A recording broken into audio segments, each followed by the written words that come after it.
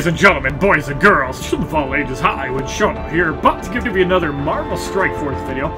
In this video, I want to give you a little gameplay from a new account, which I just made last night around midnight. If you actually check my live stream, you might be able to catch some of that information live. Now, the thing about a new game and a new player is that you're not going to start off with a good roster. This is going to be kind of a roster that you're going to be dealing with. And the emulator I'm actually using to play this on PC is called BlueStacks. You can also use Nox. And I have another email tied to my Google account, which is also linked to Facebook. Unfortunately, you don't get Daredevil anymore from that. So your roster is probably going to look like this, minus Kingpin and Black Panther. Yes, I am not free to play on my second account because Kingpin is such a good character, a good villain to have. And Black Panther is a decent damage-dealing ally that kind of fills the void Daredevil does until you get options like Quake. So, this is going to be kind of your roster. As you can see, I am obviously working on Wolverine, and I am working on Yondu and Hawkeye, currently for the three characters. I did just unlock Jessica Jones fragments, but that'll obviously take some time. And I'm working on Gamora and Blitz. As a new player, you're not going to have Arena until level 30, and I think Blitz opens up at like level 15 or 18. One of the most important things to realize within the store is that most characters are farmable except for Spider-Man, Gamora, and I believe Ain Monstrosity, but the only reason you'd buy Ain Monstrosity is if you're just trying to get more characters for Blitz. So the Ain Monstrosity you can find in just orbs, and you can buy in Blitz. Now, I did actually buy the Ain Monstrosity to use on my main account, and that might be something you want to do too, because the more characters you own, the more that you're actually going to be able to play as. So, one thing to note is you can farm Crossbones in the campaign. You can also farm Luke Cage in the campaign. Spider-Man is not farmable in the campaign, but you can get him out of orbs. Gamora is farmable in the campaign, but Gamora is also worth maxing out early because of the potential of getting 3 attacks. So let's really quick take a look at Gamora and why a new player should be focusing on this character. So the Assassin Strike gives you a chance to bonus attack right off the bat, and at level 6 you can bonus attack up to 2 times. So this is something that is worth using the purple materials on if Gamora is your go-to character, if Deadpool is not your go-to character. Deadpool is good for different reasons and is going to shine with Cable. Deadpool can also focus down a Gamora through a taunt. And this is something also to keep in mind, as you guys are going to have a couple more weeks to actually get Deadpool from the game mode. I believe we have 2 more weeks of Deadpool. So I'll be looking forward to doing that with my second alliance, which I will be getting up hopefully tonight. So Gamora also has the Flying Slash, which fills the speed bar by 100% on kill. Level 4 is also significant because you get an extra offense up, meaning that if you Flying Slash into a Ruthless Blade, you're more than likely going to get the 2 knockouts. You obviously can use the Ruthless Blade when the opponent has like no health, and then you can Flying Slash into a higher damage Assassin Strike, but your gameplay will vary on that. Now, Spider-Man is somebody you do get from the start at 2 stars. His Tangled Web is pretty good because of the controlled stun. He is a very fast character. His speed is 116. Most decent characters around 100. Web Slinger is also really good because it has a chance to apply defense down. And when you have level 6, you're basically guaranteed to always apply defense down. And it can chain 1 to 3 adjacent targets, which is pretty good, because being able to apply defense down on up to 4 characters is really strong. The Agile attack can also chain and hit multiple characters as well. And you can also gain Evade. It is 40% of the time when you use a basic attack. I'm not sure if it triggers off chained attacks, but like Nebula, that's pretty good. Now, from the Arena store, there's 2 characters that you're going to get right off the bat. The 2 characters that you definitely want to go for are Quake and Drax. So the reason that Drax is really good is that on spawn you gain taunt right off the bat. You just gain taunt.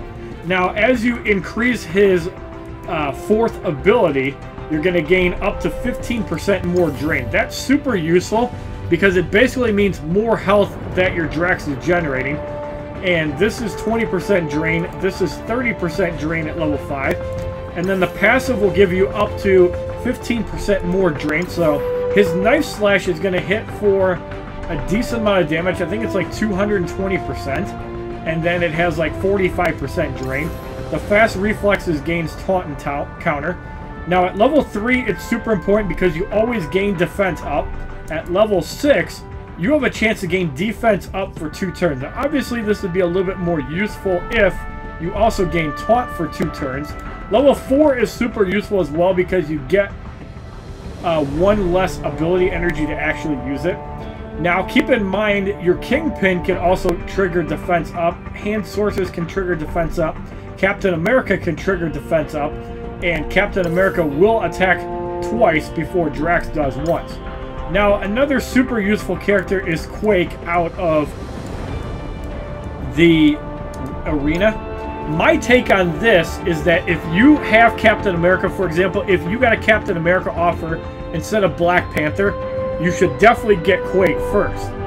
I think that getting Drax first is okay over Quake. However, you're more than likely to max out Quake before actually maxing out Drax. But again, that really depends on if you're running Captain America or if you're running Drax. Either one is fine. The important thing is level 4 is that slow happens for 2 turns. Quake is not a damage dealer outside of her Earthquake.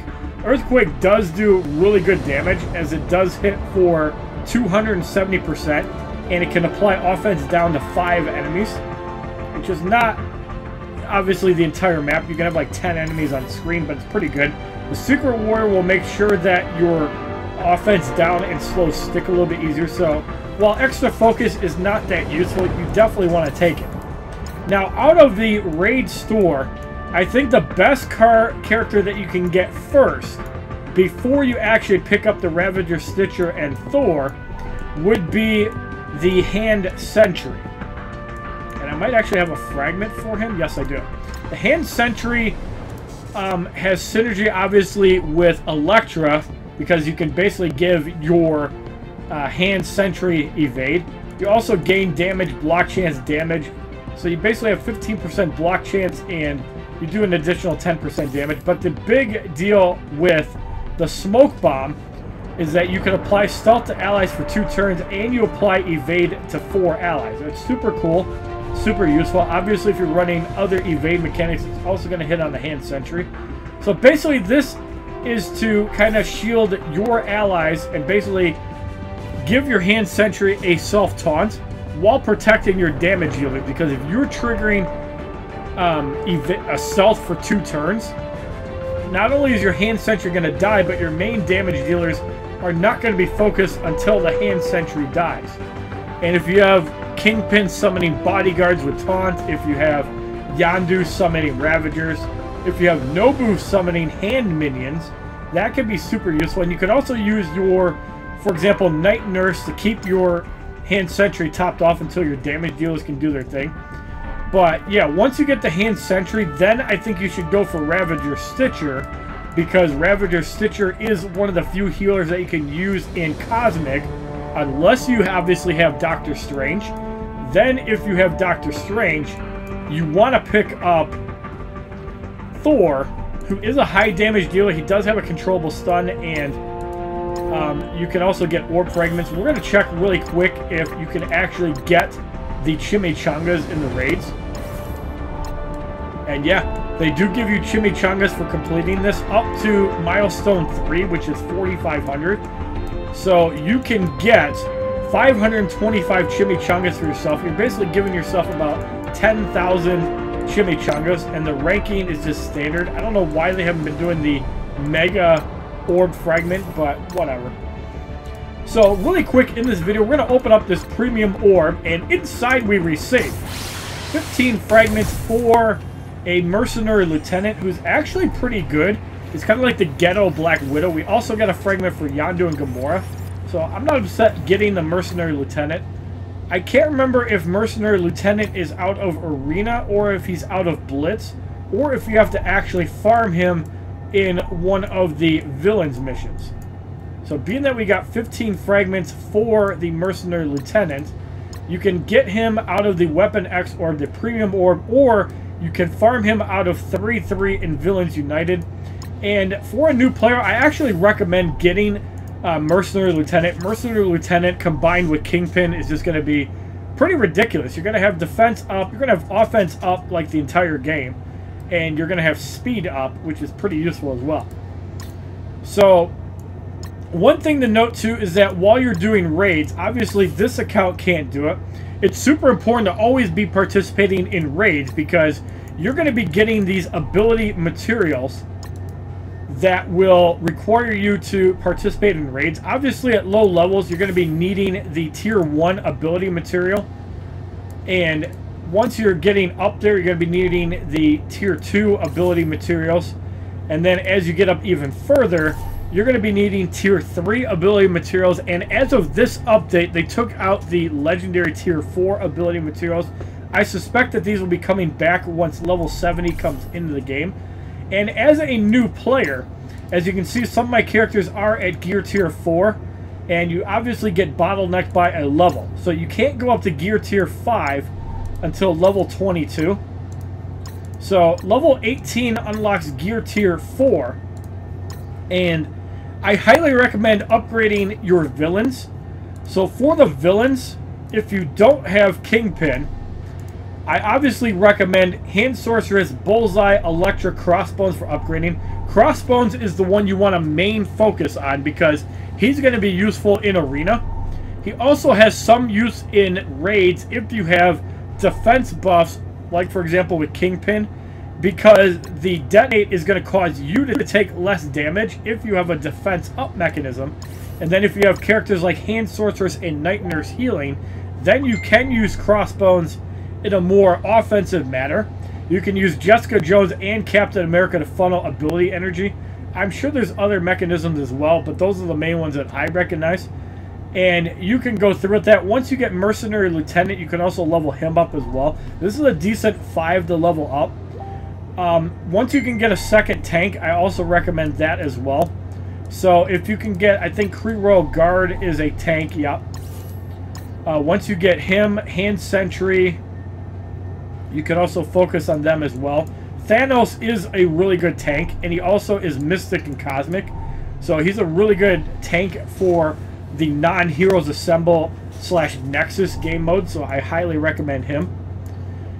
And in the heroes, obviously I can't use Black Panther, but for a normal hero, you have Punisher, Luke Cage, Spider-Man, Shield Medic, and normally you don't have Shield Operative, but I don't recommend leveling up the Shield Operative. Yes, you do get a Yondu-like effect at level 6 that always clears a positive effect, but this is a support character that really doesn't do any damage. Now keep in mind, the stealth to an ally for 2 turns is pretty good because it'll mean that the opponent cannot focus on them. So if you're trying to beat down a Yondu, your Deadpool is trying to beat down a Yondu, the Shield Operative can actually protect against that unless the opponent is using a Hawkeye, because there's no area of effect other than the Hand Archer, I think it is, that can clear all buffs. That's like the only way to get rid of stealth, to my knowledge, outside of Hawkeye. But obviously Wolverine is a good hero to level up. Jessica Jones is a good utility hero to level up. Once you get Gamora, that's probably one of the top 5 heroes to level up. Black Widow, Captain America, and Quake should also be your focus. And keep in mind, Deadpool and Cable are going to be heroes. So you complete the event, you get your 34 fragments from raiding. And yeah, your Deadpool can suddenly do work. Drax is also on the list for good heroes because he has taunt. Night Nurse is also one of the top 5 heroes, if not top 6 to get up because of the heal aspect. You're not going to be using Night Nurse in Arena. You're definitely going to be using Night Nurse in raids. And you might use Night Nurse in Blitz, because if somebody's focusing down a damage dealer, Night Nurse can patch them right back up.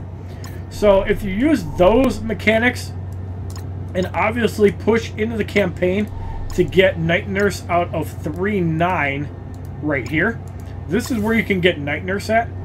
Yondu is also available in Heroes Assemble 1-9.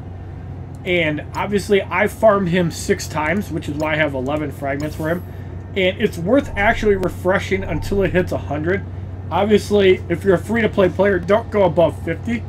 But the sooner you can get Yondu, the sooner you can replace one of the crappy mercenary characters, the sooner you can replace Elektra. Because Yondu being able to dispel and summon random Ravagers is way better than Elektra. And that's just my personal opinion. So, if you like this video talking about new players' tips and tricks, which I am using BlueStacks to record this video on my PC, please give this video a like rating, comment, subscribe, share this video amongst your friends, and as a favorite, check out my other Marvel Strike Force videos playlist, Facebook, Twitter, and Twitch, which are all HollywoodShono, my Instagram, which is HollywoodShono's and my second YouTube channel, which is HollywoodShono YouTube live streams, which is where you're going to see me streaming Marvel Strike Force, even though I'm going to be doing YouTube videos on the main YouTube channel. Leave your comments down below. If you guys came from the Deadpool video, leave a comment as well. Let me know where you came from, and have a wonderful day, kids. www.youtube.com/HollywoodShono. Subscribe, bitches!